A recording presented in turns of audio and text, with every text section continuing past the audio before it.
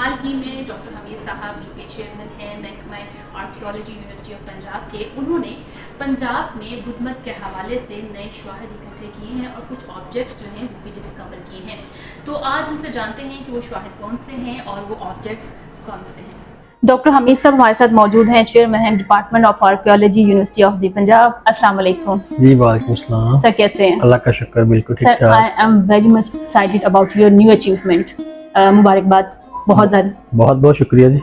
अच्छा सर, मुझे बताइए कि आप क्या क्या आप वहाँ से लेके आए हैं? सबसे जो बड़ी चीज़ है, सबसे इम्पोर्टेंट चीज़ है, वो एक आप कह लें कि पैनल मिला है जिसको हम टेक्निकल लैंग्वेज में रिलीफ पैनल कहते हैं। अच्छा।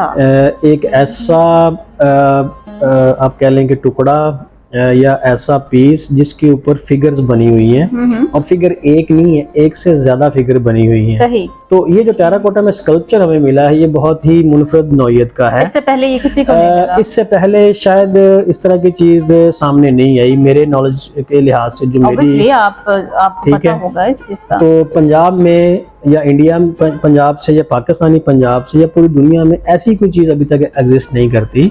ये जो पैरोकार होते हैं मजहब के, जिनको कि उनकी फिलॉसफी की समझ नहीं होती या जो पढ़े लिखे नहीं होते, फिर जब वो तवाफ करते हैं तो उनको एक विजुअल फॉर्म में दिखाया जाता है कि आपके इम्पोर्टेंट आपका जो मजहब है उसमें इम्पोर्टेंट चीज़ें कौन कौन सी हैं जो कि आपको याद रह जाएं। तो ये जब स्तूपा के लिए तवाफ किया जाता है तो ये लगाया जाता है। मोस्टली बुद्धा की ज़िंदगी से रिलेटेड कहानियाँ होती हैं जो लगाई जाती हैं। यहाँ पर हमको जो मिला है, ये पंजाब में अपनी नौइयत का पहला पीस है। अच्छा सर, जो आप लेके आए एक रिलीफ पैनल जिसको आप अपनी टेक्निकल लैंग्वेज में कह रहे हैं, तो उसके पीछे क्या स्टोरी है? इसकी कुछ डिटेल अभी तक मिसिंग है। अच्छा। अभी मैं इस प्रोसेस में हूँ, अभी मैं इस पर तहकीक कर रहा हूँ, इस स्टोरी को पढ़ने की कोशिश कर रहा हूँ कि ये इसमें एक्चुअली डिपिक्ट क्या किया गया है। एक तरफ आपको फीमेल का ग्रुप नजर आता है, दो फीमेल है, और एक तरफ आपको मेल का है, और दोनों आपस में कम्युनिकेट कर रहे हैं। अब जब बुद्धिज्म में कोई स्टोरी डिपिक्ट की जाती है तो वो किसी ना किसी वाक़े से मंसूब होती है और उस वाक़े को उनकी मजहबी किताबों में लिखा जाता है। अच्छा सर, एक और चीज यहाँ पे एक पढ़ी है, मुझे इसके बारे में बताएं, मैं इसको खा सकती हूँ? जी आप उठा सकते हैं। अच्छा, ये हैवी है बहुत ज्यादा, ये क्या चीज है जरा बताइएगा। ये जो है, ये सेक्रेड एक तरह का ऑब्जेक्ट है, इसको हम रिचुअल टैंक कहते हैं। इसमें आप पानी की मखलूक दिखा दी गई है कि ये टर्टल्स वगैरह हैं, ये पानी में भी रह रहे हैं और ये कुछ ठीक है। ये स्नेक है। ये स्नेक है जो कि उन्होंने दिखा दिया कि स्नेक जो है वो जमीन रहते हैं, जमीन के अंदर अपनी बिल बना के रहते हैं या उसमें होते हैं। तो ये जो स्नेक है ये प्रेजेंट कर रहा है ग्राउंड को, अर्थ को। ठीक है। उसके बाद एक सिरे पे यहाँ पर बर्ड होगा जो एयर को डिपिक्ट करेगा, और यहाँ पर जो है वो एक लैंप होगा जो कि रोशनी को या फायर को करेगा। तो ऑन द होल ये जो रिचुअल टैंक है या सेक्रेड ऑब्जेक्ट है, ये यूनिवर्स के 4 इंपॉर्टेंट एलिमेंट्स को शो करता है, जिसमें पानी, ठीक है, जमीन, हवा और रोशनी। ठीक है। ये भी पंजाब से फॉर द फर्स्ट टाइम इस में या इस खास इस इलाके में फॉर द फर्स्ट टाइम मिला है। इसके अलावा जो हमें चीजें मिली हैं वो एक बड़ी इंपॉर्टेंट चीज सर जो मैंने फिंगरप्रिंट्स वाली सुनी थी कि है वो, ये देखें ना, ये आपके सामने एक टाइल पड़ी हुई है। सही। इसके ऊपर छोटे बच्चे के पाँव के निशान हैं। ये एक नॉर्मल फिनोमेना है हमारे इलाकों में कि जब ईंटें बनाई जाती हैं तो पहले उनको गारे की ईंट बना के उनको सूरज की रोशनी में उनको सूखने के लिए वहाँ पर रखा जाता है। तो ज़ाहिर है वहाँ पर गुजरगाह भी हो सकती है, वहाँ पर कोई बच्चा गुजर रहा है तो उसके पाँव का निशान उस पर इम्प्रिंट हो गया है। उसके बाद उसको पका लिया गया है। असल में आप ये फील करें ना कि 2000 या 1800 साल पहले का जो बच्चा है वो इसके ऊपर से गुजरा है और उसके पाँव के निशान मौजूद हैं। वो बच्चा आज मौजूद नहीं है, उसका कोई वजूद नहीं है, लेकिन उसके बारे में अगर जानना है तो वो आपको अपनी एक निशानी दे गया है कि अगर आप एक्सपर्ट हैं तो फिर आप इसमें से मेरी तारीख को जान सकते हैं। इससे जाना जा सकता है कि वो बच्चा कैसा था, किस तरह से था? जैसे डीएनए से सारी चीजें मालूम की जा सकती हैं, इस तरह से दुनिया में अब ऐसी टेक्नोलॉजी आ गई है कि इस चीज को लेके उसकी पूरी की पूरी जो बॉडी की प्रोफाइल है उसको रिकंस्ट्रक्ट किया जा सकता है, उसकी फिजियोग्राफी को रिकंस्ट्रक्ट किया जाता है, क्योंकि इसमें हमें उनके फिंगरप्रिंट्स भी नजर आ रहे हैं जो पाँव की उंगलियों के हैं। कितने साल पुराने हैं ये ऑब्जेक्ट्स जो हैं? देखिए, एक सेफ ब्रैकेट है कि ये बुद्धिस्ट पीरियड से ताल्लुक रखते हैं, और बुद्धिस्ट पीरियड जो है वो पंजाब के इलाके में हम समझते हैं कि 1st सेंचुरी में आ चुका था, और तो आप कह सकते हैं कि 2000 साल तक पुराने ये सारे आसार हैं। ये तो आपने बता दिया कि ये 2000 साल पुराना है, तो ये कोई ऐसा कोई फार्मूला डिटेक्टिंग है कि आप कैसे डिटेक्ट करते हैं कि ये इतने साल पुरानी ऑब्जेक्ट है? ये जो अभी मैं आपको बता रहा हूँ ये कंपैरेटिव स्टडी है।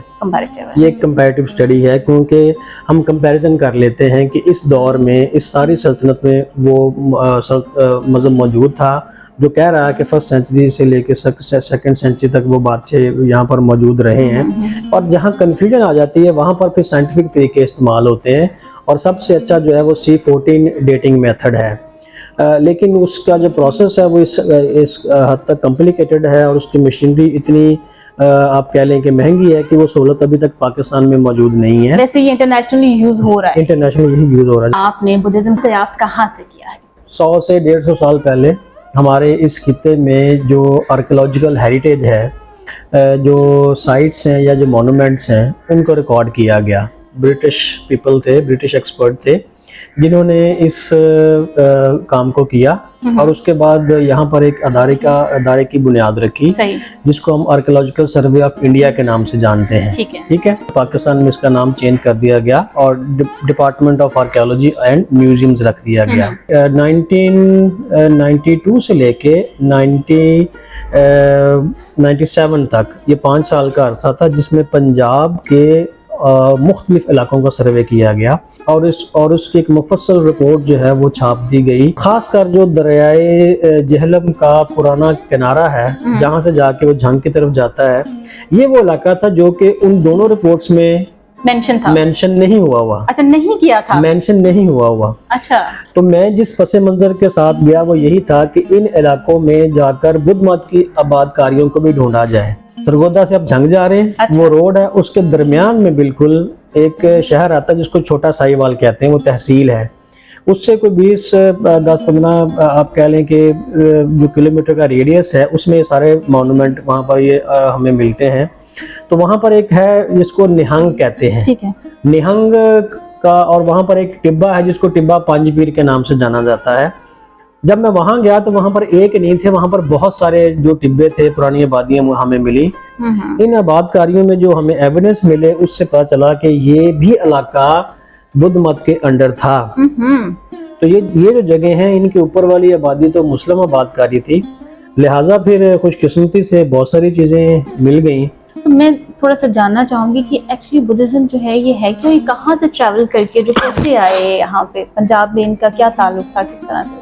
देखिए, साउथ एशिया की सरजमीन इस हवाले से बहुत रिच है कि यहाँ पर दुनिया के मुज़ाहब, बड़े बड़े मुज़ाहब जो हैं वो यहाँ पर पैदा भी हुए और फिर फले फूले भी, और आज तक भी मौजूद हैं पूरी दुनिया में। जिसमें आप नाम ले लें हिंदुज़म का, जी हाँ, बुद्धिज़्म का, एग्जैक्टली, इवन के जैनिज़्म, ठीक है, उसके बाद सिखिज़्म हमारे पास है, ठीक है, जो कि यहाँ पर ओरिजिनेट हुए हैं। इसके अलावा इस्लाम है, क्रिश्चियनिटी है, ज़ोरास्ट्रियनिज़्म है, ज्यूइश है, ये इसके भी असरात मिलते हैं।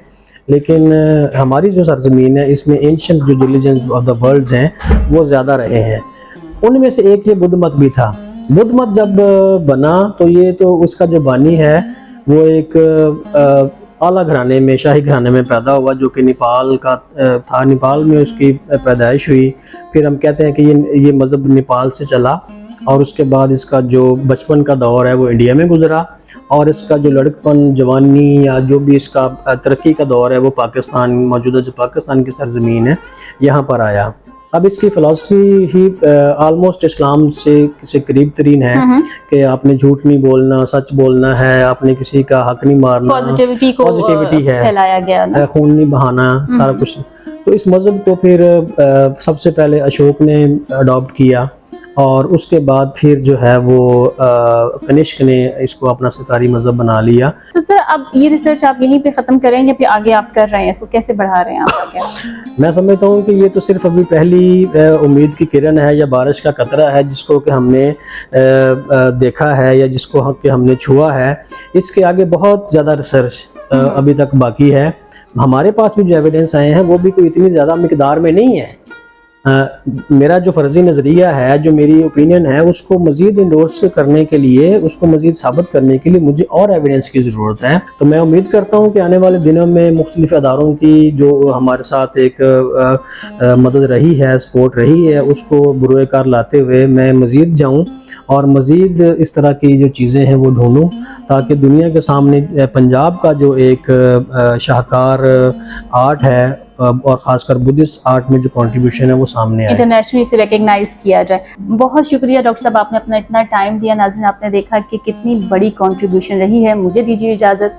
अल्लाह हाफ़िज़।